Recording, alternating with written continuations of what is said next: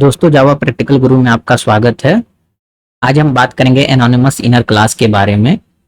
तो anonymous inner class जो होती है, the class that does not have any name called anonymous class. क्योंकि एनोनिमस का ही मतलब होता है कि जिसका कोई नेम ना हो। तो एनोनिमस क्लास वही क्लास होती है जिसका कोई नेम ना हो। ठीक है, तो वो क्लास हमारी कहलाती है एनोनिमस इनर क्लास। ठीक है, अब इसको हम मेनली दो तरीके से यूज करते हैं। आज हम उसको एग्जाम्पल के थ्रू देखेंगे कि हम कैसे अपने प्रोजेक्ट में एनोनिमस इनर क्लास को यूज करते हैं। ठीक है, तो इसमें जो पहला है वो ये है कि how can we use anonymous class as a sub class with example. तो हम उसके लिए अपने इक्लिप्स पे चलते हैं। इक्लिप्स में हमने क्या किया कि एक प्रोजेक्ट बनाया है, उसमें हमने एक सिंपल क्लास बना लिया है anonymous as a sub class. ठीक है, आप कोई भी नाम ले सकते हो, मैंने ऐसे ले लिया है। अब हम एक मेन मेथड बना लेते हैं जिससे हम अपनी इसको क्लास को रन कर सके। तो हम मेन लिखा, कंट्रोल स्पेस किया हमने, मेन मेथड हमारा ये बन गया। ठीक है, अब इसमें हमको क्या करना है कि अब इस क्लास के अंदर ये हमारा मेन मेथड बन गया। इसके साथ हम क्या करते हैं कि एक पब्लिक वॉइड डिस्प्ले मेथड हम क्रिएट कर लेते हैं और इस डिस्प्ले मेथड के अंदर हम अपना एक एसओपी करा लेते हैं। एसओपी में हम क्या करते हैं, सिस आउट और कंट्रोल स्पेस। सिस आउट में हमने लिखा this is first display method. ठीक है, अब इसके बाद से हम क्या करते हैं कि हमारा ये मेन क्लास हो गया। अगर अब हमको इस मेथड के अंदर इस एसओपी को प्रिंट करना हो तो आप सिंपली क्या करते हो कि आप इस क्लास का ऑब्जेक्ट क्रिएट करते हो। तो हम सिंपल इस क्लास का ऑब्जेक्ट क्रिएट करते हैं पहले। तो हमने इस ऑब्जेक्ट का क्लास क्रिएट किया, obj equal to new. Okay, ठीक है, तो ये हमने इसका ऑब्जेक्ट क्रिएट कर लिया। और अब हम क्या करते हैं, obj डॉट डिस्प्ले करेंगे। तो क्या होगा, अगर हम करें तो obj डॉट डिस्प्ले करें और इसको अब हम रन करते हैं एज ए जावा एप्लीकेशन। तो ये हमारा क्या प्रिंट करता है, ये करता है this is the first display method. ठीक है, अब हम क्या करते हैं, इस मेथड को ओवरराइड करना है। तो या तो हम एक और क्लास बनाएं और इस क्लास को anonymous as a sub class को हम क्या करें, एक्सटेंड करें और उसके बाद उस मेथड को हम ओवरराइड करें। एक तो ये तरीका हो गया। लेकिन हम चाहते हैं कि एनोनिमस इनर क्लास का यूज करके हम करें, तो वो कैसे करेंगे, तो उसके लिए हम क्या करेंगे, हम यहाँ पे आपने ओबीजे आपने ऑब्जेक्ट किया है तो यहाँ पे आपको क्या करना है, सेमी कॉलन आप हटाएंगे और यहाँ पे हम एक ब्रैकेट ले लेंगे। उसके बाद हम क्या करेंगे, ये जो आपने किया इतना जो लिखा, तो आपने क्या एक एनोनिमस क्लास कर दिया। ठीक है, अब यहाँ पे हम क्या करेंगे, इस मेथड को हमको ओवरराइड करना है।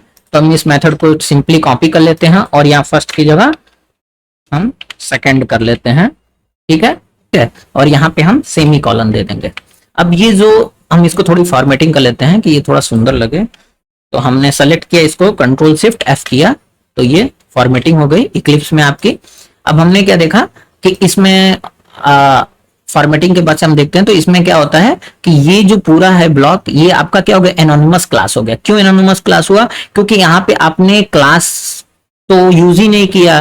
जैसे आप यहाँ पे क्लास क्रिएट किए तो आप यहाँ पे क्लास कीवर्ड को यूज किए, हम यहाँ पे क्लास कीवर्ड को तो यूज नहीं किए। तो ये क्या हो गया, एनोनिमस क्लास हो गया, मतलब बिना किसी नेम वाला क्लास हो गया ये। ठीक है, अब हम इसको रन करके देखते हैं कि ये मेथड ओवरराइड हुआ कि नहीं राइड हुआ। तो हम राइट क्लिक करते हैं इस फाइल पे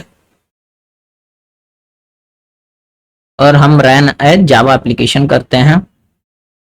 और ये भी देखिए यहाँ पे इसने क्या किया कि एक और क्लास बना दिया जिसका नाम क्या है, $1। तो इस क्लास का कोई स्पेसिफिक नेम तो है नहीं, उसने अपने अकॉर्डिंग एक $1 टाइप का कर दिया। दैट मीन्स कि उसका कोई नेम ही नहीं है। तो इसलिए इसको हम एनोनिमस क्लास कहते हैं। जो ये ब्लॉक है उसके लिए इसने एक बनाया। ठीक है, तो ये क्लास तो मतलब है ही नहीं क्योंकि इसका कोई नेम ही नहीं है। अब यहाँ पे क्या है कि इस क्लास को हमारी जो ये क्लास है इसको हमको रन करना, हम ओके करते हैं। तो ये क्या हो गया, this is the second display method. तो इसका मतलब क्या हुआ कि ये जो मेथड था मेरा ओवरराइड हो गया। तो आशा करते हैं कि आपको ये समझ में आ गया होगा कि हम मेथड ओवरराइडिंग कैसे करते हैं यूजिंग एनोनिमस इनर क्लास। ठीक है, अब हम सेकंड पॉइंट पे चलते हैं। हमारा सेकंड पॉइंट है how can we use anonymous class to implement method of interface. दोस्तों सेकंड पॉइंट के लिए हम अपने इक्लिप्स में आ गए हैं। अब हम यहाँ क्या करेंगे, अपने डिफॉल्ट पैकेज के अंदर राइट क्लिक करेंगे, न्यू पे जाएंगे और एक इंटरफेस बनाएंगे। और इंटरफेस का हमने नाम दे दिया डिस्प्ले डेटा इंटरफेस। ठीक है, तो हमने INT कर दिया और हमने इसको फिनिश किया। ठीक है, तो ये हमारा एक इंटरफेस बन गया। और यहाँ पे हमने क्या किया, एक मेथड बना लिया। मेथड हमने डिक्लेयर कर दिया पब्लिक वाइड डिस्प्ले डेटा। ठीक है, अब इस डिस्प्ले यहाँ पे कर दिया। अब इस इंटरफेस के इस डिस्प्ले डेटा मेथड को इंप्लीमेंट करने के लिए हम क्या करते थे, एक क्लास बनाते थे और वो क्लास क्या करती थी, इस इंटरफेस को इंप्लीमेंट करती थी। लेकिन हमें क्या करना है, अब एनोनिमस क्लास के थ्रू इसको करना है। तो उसके लिए हम क्या करेंगे, अपनी मेन वाले मेथड वाले क्लास में जाते हैं। तो हमने मेन वाले से पहले जो पुराना सारा कोड है हम हटा देते हैं। ये हमने सारा पुराना कोड हटा दिया। ठीक है, अभी हमारा सिंपल क्लास बन गया और इस सिंपल क्लास के अंदर मेरा मेन मेथड हो गया। तो अब हम यहाँ क्या देखेंगे कि एनोनिमस क्लास कैसे डिस्प्ले डेटा इंटरफेस के इस मेथड डिस्प्ले डेटा को इंप्लीमेंट करेगा। तो उसके लिए हम क्या करेंगे, सबसे पहले हम ऑब्जेक्ट क्रिएट करेंगे डिस्प्ले डेटा INT।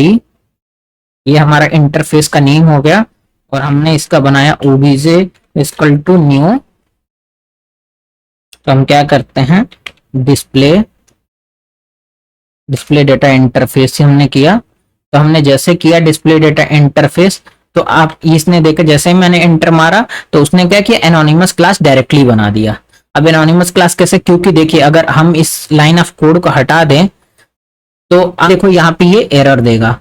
और ये एरर क्यों दे रहा है, क्योंकि ये बता रहा है कि आप क्या कर सकते हो, इस इंटरफेस का आप ऑब्जेक्ट नहीं क्रिएट कर सकते, क्योंकि हम डायरेक्ट इंटरफेस का ऑब्जेक्ट नहीं क्रिएट कर सकते हैं।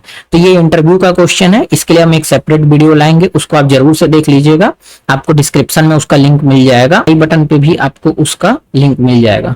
ठीक है, लेकिन अब हमको क्या करना है, एनोनिमस क्लास बनाना। तो एनोनिमस क्लास बनाने के लिए हम क्या करेंगे, यहाँ पे हम इसको एनोनिमस क्लास बनाएंगे। ये एनोनिमस क्लास हो गया। अब हमको क्या कहेगा कि आप मेथड को ओवरराइड करो। ठीक है, मल्टीपल मार्कर एट द, हाँ, तो हम पहले इसके मेथड को ओवरराइड करते हैं। तो मेथड को ओवरराइड करने के लिए हमारा क्या हो जाएगा, हम क्या करेंगे, पब्लिक वाइड, और ये हमारा मेथड है जो इंटरफेस में है। ठीक है, और इसके हम मेथड को ओवरराइड कर दिए। ठीक है, थोड़ी हम फॉर्मेटिंग कर लेते हैं कि थोड़ा ये सुंदर दिखे। तो हमने सेलेक्ट किया, Ctrl+Shift+F किया। ठीक, अब हम यहाँ पे क्या करते हैं कि SOP करा लेते हैं। तो SOP कराने के लिए मैंने लिखा sys out और हमने कंट्रोल स्पेस किया और यहाँ पे हम इसकी वैल्यू लिख देते हैं, this is display method of interface. ठीक है, अब हम क्या करते हैं, इसको प्रिंट करा के देखते। तो हमको क्या करना पड़ेगा, कॉलिंग करनी पड़ेगी। तो कॉलिंग करने के लिए obj.displayData। ठीक है, अब हम इसको इस मेन मेथड से रन करते। तो हमने राइट क्लिक करते हैं और रन एज पे जाते हैं और रन एज जावा एप्लीकेशन हम करते हैं। तो हमारा आउटपुट क्या आया, this is the display method of interface. ये बता रहा है कि जो डिस्प्ले मेथड था वो ओवरराइड हो गया। जो इंटरफेस में आपने यहाँ पे इसका डिक्लेरेशन किया था, यहाँ पे हमने उसका इंप्लीमेंटेशन करके उसको ओवरराइड कर दिया। और ये ब्लॉक क्या हो गई, हमारी एनोनिमस क्लास हो गई। बिकॉज क्योंकि इसके लिए हमने कोई सेपरेट क्लास ही नहीं बनाई, बिना किसी नेम की ये है, तो ये एनोनिमस क्लास हो गई। तो ये इस वीडियो के थ्रू आपको ये पता चल गया होगा कि आप कैसे एनोनिमस इनर क्लास को यूज करते हो फॉर सब क्लास के लिए और फॉर इंटरफेस के लिए। आपको कोई डाउट हो तो कमेंट बॉक्स में लिख के हमें जरूर बताएं। अगर ये वीडियो आपको थोड़ी भी इंफॉर्मेटिव लगी हो तो इस चैनल जावा प्रैक्टिकल गुरु को लाइक और सब्सक्राइब करें। Thank you for watching.